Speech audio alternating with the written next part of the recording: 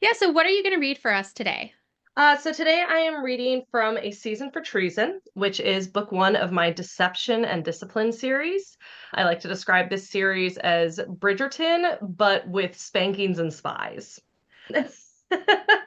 So basically, I wanted a debutante girl gang hunting down a traitor for the crown. And in this first book, Mary, who's my wallflower, is she goes unnoticed. Think a little bit Penelope vibes from the Bridgerton series, but instead of turning it into a gossip column, she and her friends have decided that this makes her the perfect person to infiltrate the Society of Sin, which is a secret society within society. And they're suspicious. They know that the traitor has some kind of connection to the Society of Sin. They aren't sure what. Mary has been introduced to the known leader who goes by Rex. He's actually the Marquess of Hartford, but everyone within the society calls him Rex because he's the king of their society. And he is a rake, unrepentant. And this season, he happens to be looking for a wife, which Oh, Mary does not realize when she starts trying to spy on him. And as a wallflower, she's been very shy. She's always overlooked. People don't even notice when she's in the room. They just talk, and so she's always overhearing gossip and things that she's not supposed to. And they feel like this makes her the perfect person, of course, to go into the society on a masquerade night. But Rex is the only person who notices her, and he always notices her. So we're not going to do the masquerade one, but this happened what I'm reading from happens a little bit earlier when she's still kind of trying to follow him around before we get into him catching her in his house. sounds like a great setup. Yeah. Okay. So this is starting from Mary's point of view. In the dense crush of people attending the Richmond's ball, Mary's short stature became an advantage. Aunt Elizabeth had settled in for a good gossip with her friend, Lady Walsh, directing Thomas, it's Mary's cousin, to promenade with Arabella and Mary so they could look over this year's gentlemen. While there were many returning possibilities, there were also many newcomers to the marriage mart, coming from the country or finally rising out of the shadows of London, bowing to the inevitability of finding a suitable bride.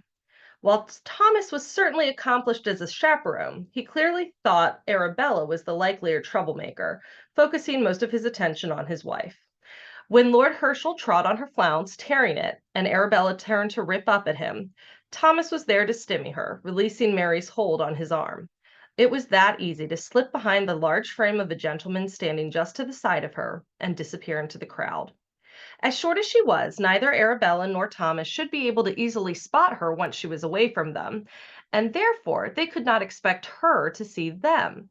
They would expect her to make her way back to Aunt Elizabeth, and she would, eventually. First, though, Mary made her way up to the second floor where there was a gallery overlooking the ballroom.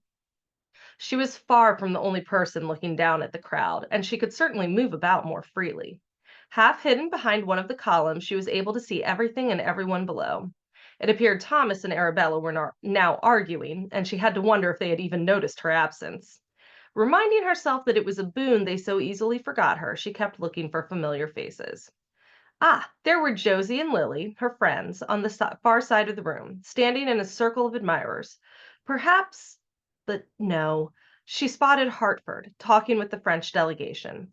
Seeking out her friends would have to wait. He was speaking with the French, and Evie had her suspicions of them. There were quite a few pretty ladies in the group, and Mary had to push away the little claws of jealousy digging into her chest when Hartford smiled down at the dark-haired beauty he was speaking to. He had looked that way at Mary when he was bowing over her hand, and it hadn't meant a thing. Which was good, she reminded herself.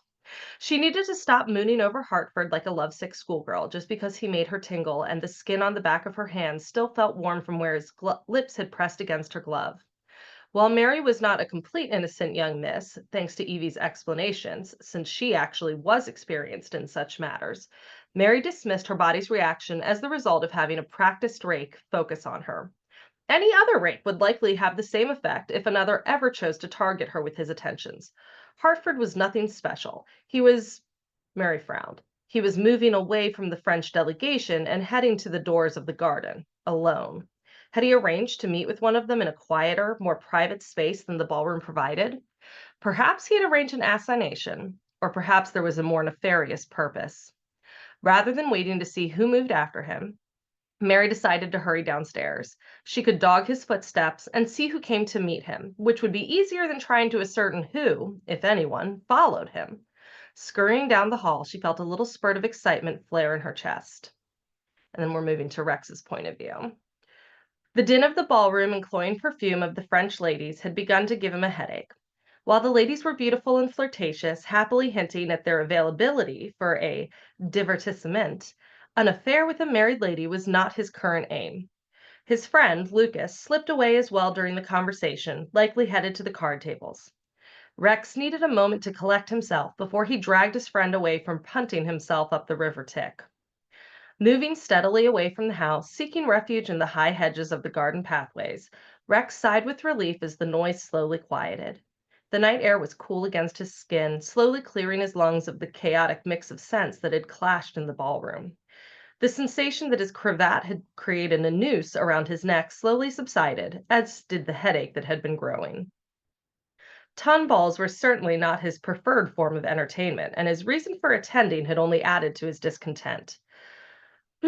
Slowing his stride, taking the time to look at some of the flowers under the moonlight, and admitting to himself he was only doing so to delay his return to the ball, he became aware that he was being followed. At first, he thought it might be one of the French ladies looking for an assignation, but when he paused to examine a rose bush, so did his pursuer. A lady hoping for a tryst would hardly be so shy, but he did detect a sweep of pale skirts when he turned his head back as if looking over his shoulder. Very pale skirts. A debutante? Following a rake into a darkened garden? It was implausible, but very few ladies wore that pale a hue during the season. Intrigued, Rex wandered on, turning a corner with a suitably thick rhododendron for him to hide behind, waiting for the lady so he could see who she was.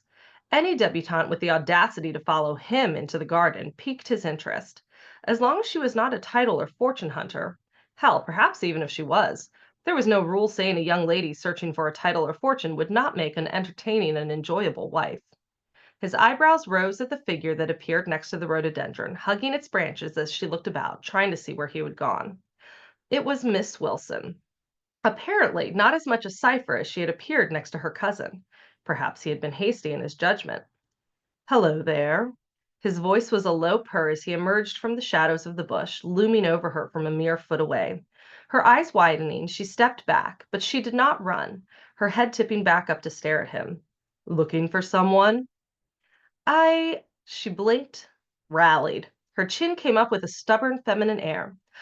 "Lord Hartford, I seem to have lost my way. My apologies for interrupting your evening." Rex took a step closer, tilting his head down. In the moonlight, it was hard to see whether she paled or blushed, but he saw the rising panic in her eyes. Despite that, she held her ground rather than retreating again, which only intrigued him more. "Have you?" he asked, standing close enough that the pale blue skirts of her dress brushed his shins. "Have I?" she repeated. She didn't seem to be able to look away. Rex leaned down, his lips moving closer and closer to hers, giving her ample time to run. Would she run, or would she let him kiss her? "Lost your way." Her eyelashes fluttered against her cheeks, and then his lips were on hers. It started as a gentle kiss, a firm press of his lips against hers, but when she did not immediately jump back, Rex's own desires pushed him onward. His hands found her hips, holding her in place and pulling her lower body against his. Perhaps Miss Wilson had been hampered by her stuffy cousin's expectations and overshadowed by Arabella's exuberant confidence in the ballroom. But out here, in the darkness of the garden, she was revealing an adventurous and far more interesting side than he would have ever guessed. Running his tongue along the seam of her lips, he was gratified when she opened on a gasp. He ruthlessly deepened the kiss, his hand sliding to her back to cradle her against him. She met his tongue with her own, uncertainly at first, then with growing confidence, stirring his passions. Satisfaction and interest welled.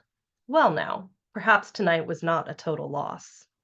Ooh, what a wonderful setup and steamy conclusion, and I can only imagine the steam that follows. Oh, they're a lot of fun. It's very much a cat and mouse game between them because she's hunting him, thinking that he might know something about the traitor, and he's hunting her, thinking she might make a good wife.